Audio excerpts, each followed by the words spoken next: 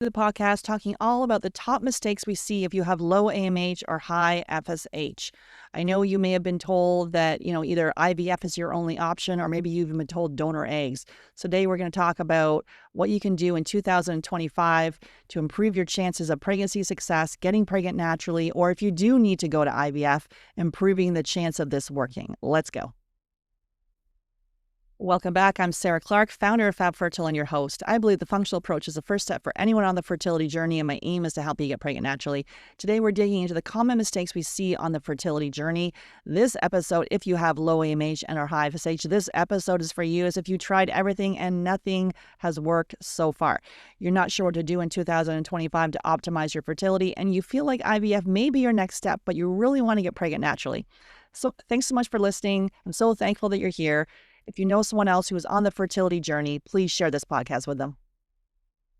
Welcome to 2025. Happy New Year. Glad you're here. Excited to speak with you today about how to improve pregnancy success when you have low AMH and or high FSH, and really anyone on the fertility journey. But if you've got low AMH and or high FSH specifically, let's dig into some things we can do right now to improve pregnancy success. So stop following those generalized recommendations. Maybe you're doing the fertility superfoods. You're doing fertility diets, whether it be the carnivore diet, the keto diet. Maybe you're doing paleo. Maybe you're doing vegan. So you're doing these generalized recommendations that may have worked for someone, but are they right for you? Maybe you're taking a bunch of herbs. I see people spending thousands of dollars on herbs. We don't know what's in those herbs as far as heavy metals or dyes or fillers. You want to make sure we're vetting them. Many times we don't know because it's a proprietary blend.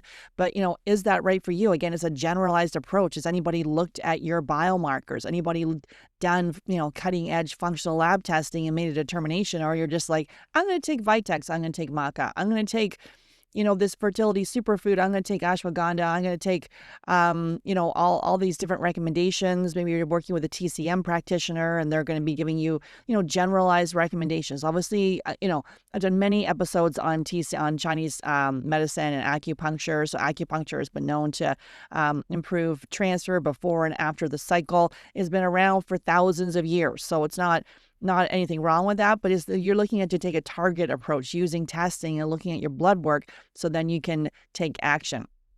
So, and then people doing fertility teas, like that all that piece can be okay, but it's generalized. It's a DIY approach. And you can do this, self-diagnosing, self-prescribing side of things. And people are taking just a boatload of supplements. Maybe you've read It Starts with the Egg and you followed all the different supplements in there. I've done a whole podcast episode talking about, what to do after you've read It Starts with the Egg and really taking that personalized approach. So 2025, it is time to, not waste time. This is the year that you want to have your baby. You may have in 2024 experienced, failed IVF or failed IUI. Maybe you did a PRP. Maybe you did medicated cycles. You've probably done something. Maybe you tried naturally and now you're like, this is the time I'm going to start doing IVF. But if you haven't taken a target approach to that, you could be just throwing your money in the garbage. So, IVF is at a cost of $20,000. Typically, it takes, 3 cycles for this to work. So $60,000. But if the majority of us can get pregnant naturally, why are we all rushing there? Well, we've got that low AMH. They tell you it's below 1. And they say you better rush to IVF. This is your only option. It's really, it's how well you'll do at IVF. Maybe they look at your AMH and said, sorry, yours is too low. We can't help you. It's only donor eggs. Let's get you in the donor egg side of things. So, but then no one digs deeper into looking at your health. And you just think, you know what, I'm going to take out the caffeine. I'm not going to drink. I'm going to stop, smoking weed, like all these generalized recommendations, which are good. Like we want to reduce caffeine. We don't want to be drinking or, having any drugs. These are sort of general, recommendations that you're going to talk to your REI. Maybe you're going to take a CoQ10 or omega, maybe making sure maybe you're going to take a prenatal. So some of those, maybe you're going to try to look at your stress, but I've had people tell people working with an IVF clinic and ask, does stress matter? And they said, it doesn't matter. I'm like, that's just absolute insanity. Our whole thing is it actually early menopause because people are worried that's what it is? Or is it your adrenals that impact the thyroid, but it impacts the AMH and the FSH and the follicle count? So yes, stress does matter. Even if you're like, I don't feel stressed, I feel totally fine. Has that impacted your body and your adrenals and things are suffering? You need to nourish that piece. So here we are in 2025, starting the elimination diet. Now is the perfect time. Rip off the Band-Aid and let's go. If you want to do, basically, we have people do a food diary for 5 days. We do the elimination diet, taking out the top allergens. Send a message to hello@fabfertile.ca and just say 10-day. You can get this guide. Basically, it'll take out the top allergens: dairy, gluten, soy, corn, peanuts, eggs, processed sugar, alcohol. For 10 days, systematically reintroduce. Keep out dairy and gluten for 60, 90 days. If you want to fast track this, do the food sensitivity test along with it. Food sensitivity test, there's a whole bunch on the market. There can be a lot of false negatives. People say, oh, I did the test and I was totally fine with gluten and dairy. I'll just keep eating it. No, you've got to keep out dairy and gluten for 60 to 90 days. And then in conjunction, you're testing, doing stool testing, looking at the DNA of the stool, because if you've got an infection in there, parasite, bacterial infection, fungal infection, H. pylori, maybe you're not absorbing any of those nutrients. And so we see people, we all have H. pylori, but maybe yours isn't a virulence factor. It's grown. And we need to be able to address the health of your gut microbiome, which is highly tied to the health of your ovaries. And so looking at that diet piece in conjunction with the gut microbiome, and then looking at we have genetics testing different than the testing you do at the fertility clinic, which is the karyotyping. This is your gene variants and what are the specific diet and lifestyle and supplement recommendations to support those gene variants. So it becomes a very personalized approach. Again, we're all different, and so doing these generalized things just wastes time. So here we are right now. You want to be doing those making some of those dietary changes. So start that. So I just want to share a little success story here with it. Was not little, it's amazing. Like people that come work with us, they've been told donor eggs. They've typically had failed IVFs. They've already spent they thought they had their solution. Basically, when people start trying, we think we're going to get pregnant. We've been told our whole life, oh my goodness, you can get pregnant every day of the week. We have to be on birth control because we're so fertile. Obviously, there's a fertile window and we can't get pregnant every day of the month. But we've been scared to that. So we've got to have an IUD, take birth control, hormonal birth control. Many people have been on for years. Takes forever for their cycle to come back sometimes. Other times people come off of it and they get pregnant and they're fine. But if you're listening here, obviously that you are struggling. So our couple here, Annie and Miles, they had an AMH of 0.15 and the FSH was at 33. They also had low sperm motility, and they went on to have their little boy. And so we did the food sensitivity testing, did the stool testing. We addressed gut infections, food sensitivities, thyroid imbalance, blood sugar, a lot of stress, mental, emotional stress, which can then really send everything kind of off kilter. So we need to be able to set boundaries and nourish the adrenals. And also with this, with the diagnosis, if you have a low AMH or a high FSH, you can just really feel extremely stressful. You can feel lonely. Everyone around you is having children and you may not know what to do next. The thing is, we've got to take our health into our own hands. And a lot of the times the elephant in the room here is the adrenal piece of all the stress that you've put yourself under.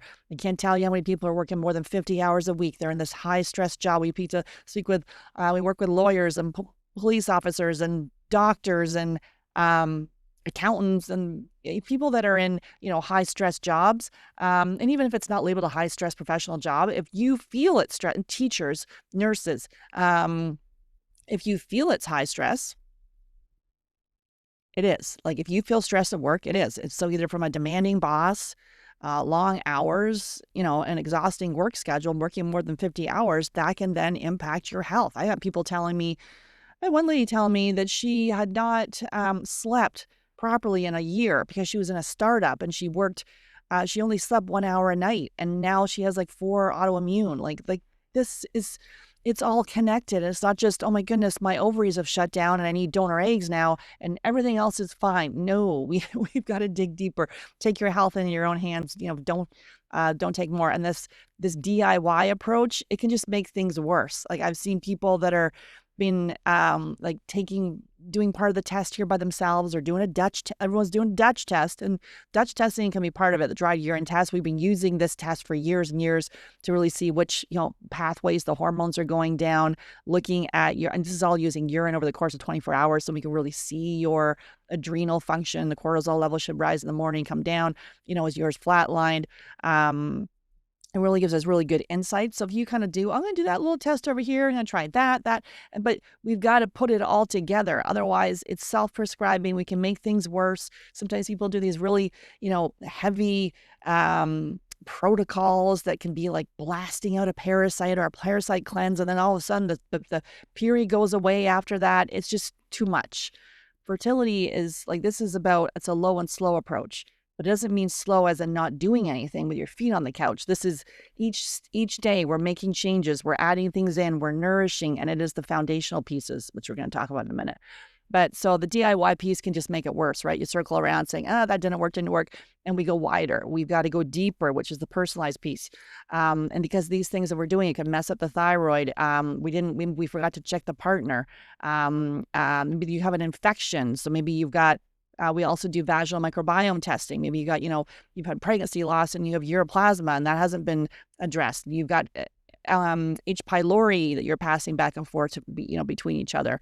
Maybe you need support with your methylation pathways and you're taking folic acid. It should be methylfolate. All of this piece, like I just give a fire hose of stuff here because I get excited, but it is in a targeted approach. Looking at your health and knowing that you know your body best. Medical gaslighting is a real thing. We need to, we don't want it. We need to know the AMH and the FSH. We don't hang our hat on it. We got to dig deeper. And a lot of times in conventional medicine, they're going to tell you, that what they have in their toolkit is surgery or medication and hormones. Whereas we forgot the whole other side of it, the diet and lifestyle, what got you there. You don't have a metformin deficiency. You don't have a thyroid medication deficiency. Why is the thyroid off? Why is your blood sugar off? Like dig it back. And that's how we get the body back online and we could have, healthy pregnancies and healthy children. So right now your body is like telling you something, wait a minute, something's out of balance and we got to dig deeper. And so the next one we talk about here, number 2, is not working on the basics. We're like, ooh, I'm going to take all these supplements, all these herbs, all these teas. This seems a little easier. Could be more money. We're probably spending a lot of money on that stuff, but we're not addressing our sleep. Maybe our sleep is off and we can't fall asleep. We're waking up in the middle of the night. Is it our adrenals? Is it a blood sugar imbalance? Is it, nutrient deficiencies that you're waking up? Is it a parasite that they're more active at night? Is that the reason why? We can use, continuous glucose monitors and be able to see how stress will impact your blood sugar. Is it spiking? How lack of sleep can impact your blood sugar.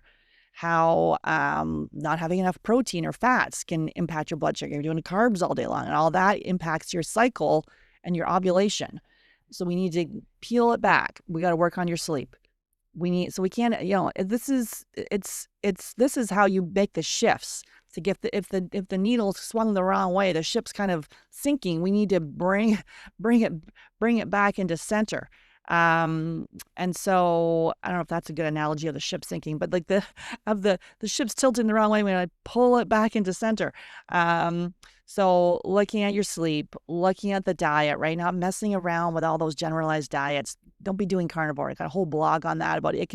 You can feel better on it because you've taken out all these top allergens, but then you're not getting the proper nutrients that are essential for fertility. So we need to nourish things at the same time. So that diet piece. And then also movement. We don't want to be doing vigorous exercise like HIIT and cross training and like CrossFit and all these. If you're doing hot yoga, all of that can be way too much for you. So even if you're like, I feel totally fine when I do that. I love running. Jogging is my thing. And so you might feel well doing it, but is it good for your body? So if you're like, I could never give it up, that's a clue for you to give it up. If you're like, that's how I cope, that's a clue for you to look, to look at that piece. And so, looking at the movement. So, brisk walking and weightlifting. You can do bar, Pilates, yoga, like restorative yoga, yin yoga, those sort of pieces, and really see how you feel afterwards. And you can use a continuous glucose monitor that we have. We got many podcast episodes on that. And you can, we offer those as well. You can see kind of how stress and things like that can impact you. Then obviously on some of the testing, we can see your adrenals and see how that's going. All the foundational pieces, and then also the stress piece, right? Long working hours, keep pushing, like it's the demanding boss, your relationship. There's a thing with women, and I see it more with women, that the biology takes over. And I had years ago a guy say to me with his partner there, I don't know if she'll ever stop. I'm the caboose to her train. She is just going to keep going, and it was destroying their marriage, like literally. Biology had taken over, and the thing that we need, and going down a whole IVF train, and what we needed to do was to nourish our relationship, work on our intimacy. It's not all about baby making, it's love making. Like, speak with your partner. If we need to get counseling, do that. Couples counseling, we often refer out, but we have, mindset coaches that really help on this, Pete, that really will deepen your communication with your partner. Men and women will typically handle these things differently. We do work with same-sex couples as well, and we work with women that are single by choice. So many times single people will come in and like manifest their man. They're like, I'm working on myself, and the man arrives. Or maybe that's just not for you, and you want to do a donor, and you want to get your body in the best shape, but then we've got to work on the relationship with you, and then the relationship with others. So if there's like toxic people around you, and it's not about cutting out your mother or your dad or your best friend or other piece, we just don't need maybe speak to them daily. We need to minimize, if you're with people and you're like, ugh, you just feel your neck getting tight and you feel all contracted, and they're not like giving you energy. You don't feel great. We minimize our time. We just reduce exposure. We don't go like full cut them off. But we reduce. So that's something, our mindset coaches help with, because that's equally as important to us saying, I want you to go gluten-free. Like reducing the stress piece and being able to, visualize a positive path forward, knowing in your heart of hearts, this is going to work, either from a faith piece, from an, intuition with your spirit baby, things like that.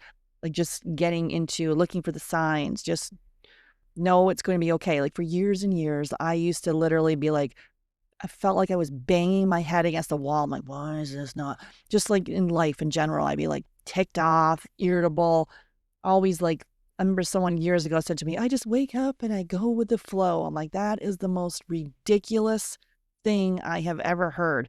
You have got to have a plan. Why are you going with the flow?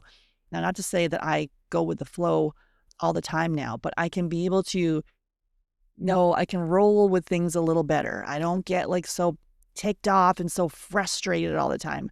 I can kind of see that, we underestimate what we can do in we underestimate what we can do in a day and overestimate what we can do in a year. I think it's the opposite of that. We overestimate what we can do in a day and underestimate what we can get done in a year. So it's like those little things each day, and we're moving it up the hill, and we're doing it in a calm manner, not in some sort of frantic pace, thinking that, you're 40 and your fertility's falling off a cliff and everything's, in a panic. That's not healthy.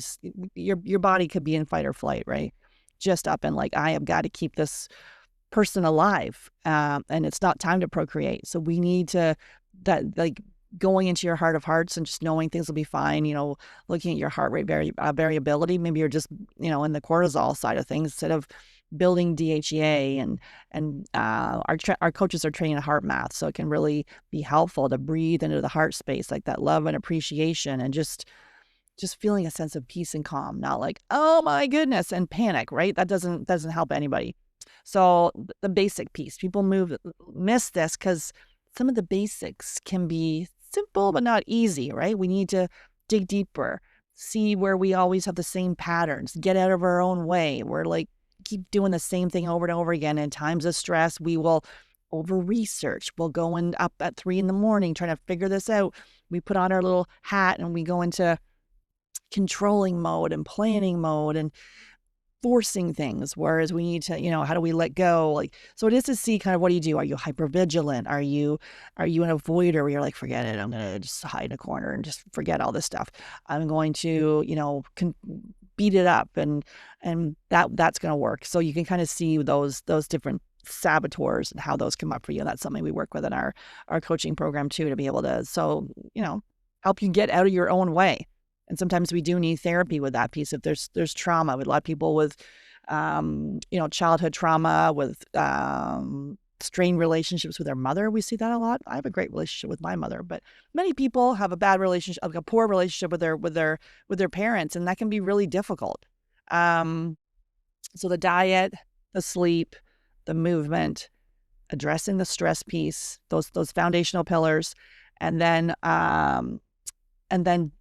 taking some foundational supplements such as a methylfolate prenatal, CoQ10, omega, magnesium, probiotic. That's all of them, and vitamin D3, K2. And then when we do testing, we're going to use some additional supplements based on testing. But otherwise, anything more than that, it's too much that you're taking.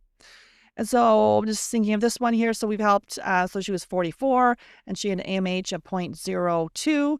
And so we helped her get pregnant naturally by addressing the food. It feels like a broken record, but addressing food sensitivities, gut infections, the thyroid imbalance, looking at her stress, blood sugar issues, adrenal insufficiency. So all of that piece, and getting, with an AMH of 0.02, they tell you there's nothing you can do. Well, she got pregnant naturally with that.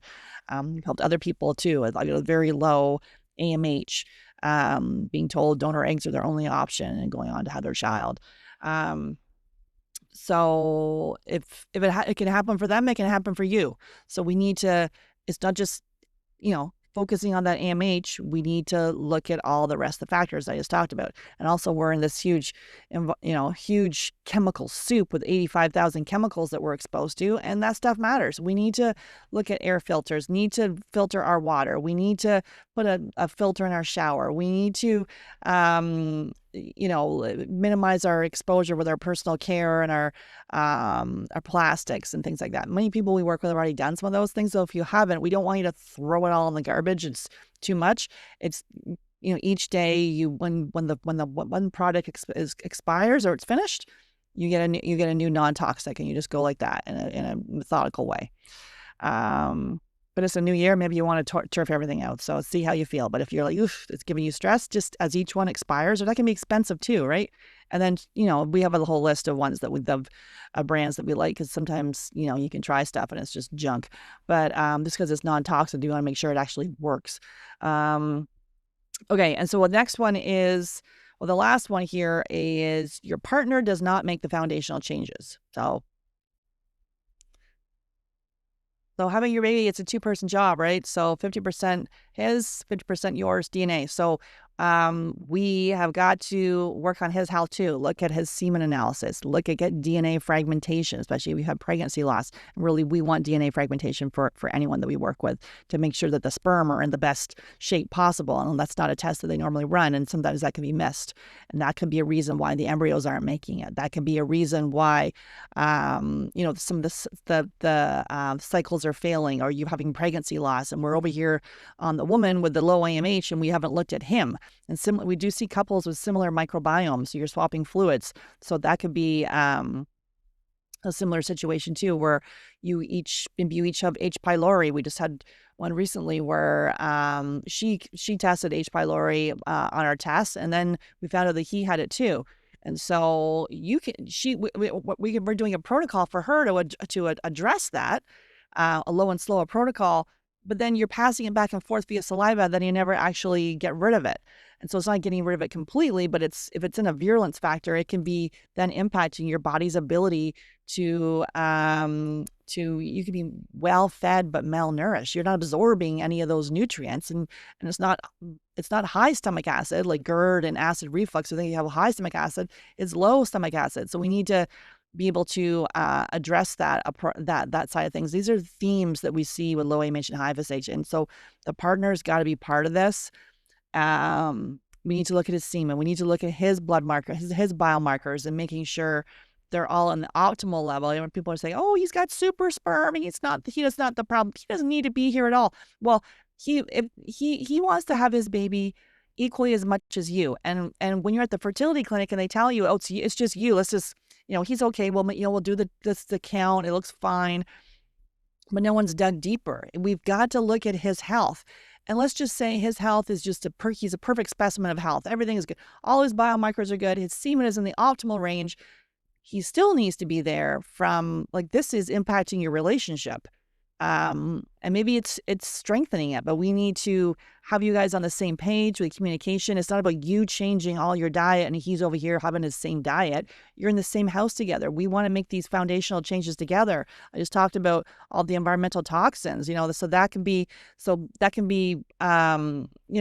him to make the changes along with you, doing the elimination diet, making the changes. And it can be, simple but not easy. And that's why we do see many people, "Oh, does he have to be part of the program?" Well, yeah, he does. Like, where is he? Why wouldn't he be part of why isn't he here? This is like the two of you doing this together. So I have had people that were in like very remote locations. I had one couple where he was in Alaska on a satellite phone, and he couldn't call in regularly because he was out on, no, not Alaska. He was in the Arctic. Yeah. So that's kind of an extreme situation, or sometimes people are in more extreme situations, but it's a little thing called Zoom, and he just needs to hop on a call and be able to be open. If he's not open, that's a whole different story. Why isn't he open? Does he really want this child? Sometimes he doesn't. If we ask, where is how you're expanding your family on your priority list? If he says, "Well, I got other things I want to do," and she's like, "It's number one," that's a whole other conversation, right? So this is important to really have these conversations together. Most people we work with, they both want to have their children. It is number one. It is very important, and they will do whatever it takes from a diet, lifestyle perspective to improve their health. And this is about, working on your health together and like improving all aspects of your life. And once you discover this side of health, you never look back. It's great to have conventional medicine there if you've got an acute situation with your health, heart attack, if you're having, car accident, whatever it is, you're grateful that they're there to save your life. But for chronic disease, if anyone on the fertility journey, they're just going to throw a pill at you. Maybe they're going to do some surgeries, taking out some polyps or fibroids or things like that.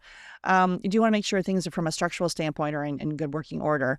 But literally, they'll just throw medication at you. Maybe they'll give you hormone replacement therapy. Well, we want to make sure it's bioidentical. And we also, along with that, want to make the diet and lifestyle changes. So conventional medicine has a very kind of limited approach, surgery or medication, whereas they get, about one week of training in medical school, and a lot of medical schools are funded by big pharma. So there's a huge conflict of interest. So just share another journey here, or another story. So she had premature ovarian insufficiency. So we work with many people with premature ovarian insufficiency. Like it can be a tough diagnosis, right? And so her AMH was 0.16, her follicle count was 3. She had poor sleep, she had high cholesterol, joint stiffness, irritability. So she followed our protocol. Within 9 months, she was pregnant. So naturally, and this is after she'd had previously had some pregnancy loss, and she'd done an IUI beforehand, a couple IUIs, because she wasn't a candidate for IVF. And so, but she went to work and did the changes, the food sensitivities, the gut infections, the thyroid imbalance, which is something that we see, right? And sometimes we need medication, but we want to make the targeted diet and lifestyle changes along with it. Bottom line, there's things you can do, right? We can do the generalized recommendations and throw our hands up and say, "Hey, this stuff didn't work. Give me the medication." And we wonder why that doesn't work, because we haven't gone deep enough. We didn't actually look at the foundational pillars. Like, a lot of it is just, peeling back the onion, digging deeper into the diet, looking at the stress piece, looking at your sleep, and really using some biofeedback, like using some like a CGM or like a fertility tracker, so we can actually like look at these things, and getting your blood work tested, not just because if you go to see your REI, they think that your AMH is in the right the right range for them to help you. they'll say, hey, let's start letting, next month. Um, but they're not going to dig into why it's low to start with. And so the AMH and FSH, I've done podcasts on that, like why that just wastes time because we've missed everything. And so, like we said, our Fab Fertile method includes testing. We have access to testing. We ship it worldwide. Food, stool, genetic testing, food sensitivity testing using blood, stool testing, looking at the DNA of the stool. Genetic testing, different than that karyotyping testing. It's looking at your gene variants and then making specific diet and lifestyle changes. Vaginal microbiome, like if you've had pregnancy loss or anyone on the fertility journey, we've got to look at the health of the vaginal microbiome. Maybe it's a hostile environment, you got infections in there. Nutrient deficiencies, heavy metals, and then also looking at blood chemistry for both and semen analysis. And then we have a team that's actually going to help you implement this because you can go to a local functional medicine doctor. Maybe they just hung up their shingle, decided they're going to start using, doing functional medicine, and they're doing a whole bunch of generalized P. They're helping someone with IBS. Maybe they're helping someone that's, in menopause. Maybe they're helping a child, all these things. And it's very generalized, right? So we focus on fertility day in and day out. We can see around the corner and be able to help you see themes and help you stop wasting time. So our nutrition practitioners, our mindset coaches really are really there to help you see success. And then at the end of the program, you either be happily pregnant, or if you do need to go to the fertility clinic, you're going to improve the chances of pregnancy success. So another success story just to leave you with. So she was told donor eggs. She had 3 failed IVFs. Her FSH was in the 60s. Her AMH was low. She was told donor eggs. She had a very low follicle count. She followed our method, went on to get pregnant naturally with her son, and then came back to work with us again and got pregnant naturally. Sorry, excuse me, not pregnant naturally. She used IVF for both of them, but pregnant with her own eggs. It worked the first time after she made these changes before everything was canceled. So if you're ready to get pregnant in 2025, go ahead and there's a link in the show notes there, or you can send a message to hello@fabfertile.ca and just say call, and we can get you on a call and talk about some options that are going to be right for you. So happy New Year and have a wonderful day.